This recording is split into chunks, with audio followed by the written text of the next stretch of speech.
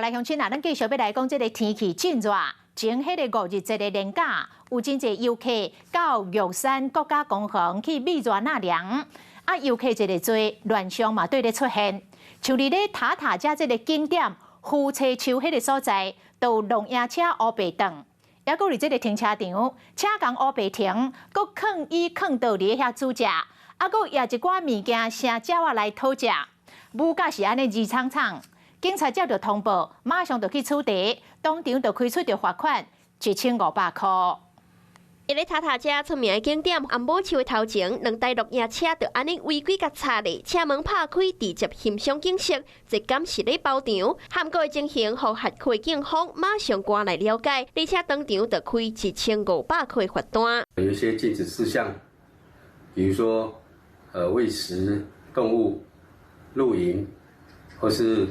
炊煮或是摆桌椅，我们会予以3000元以下的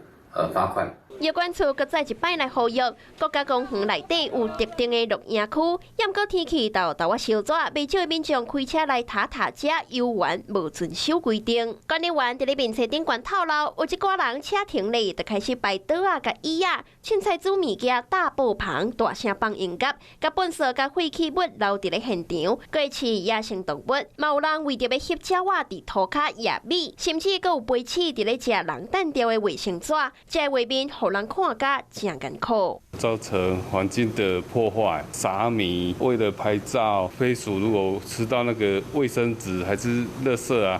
会造成它的肠胃阻塞。我觉得这样很不妥啊！如果要露营的话，就要到合法的露营区会比较好。 玉山国家公园逐当拢去引着100万的游客，想要来遮亲近大自然，也毋过乱象嘛对咧出现。虽然讲有关处按照国家公园法，会当开1500到3000块罚单，也毋过游玩无法度达到警示的效果。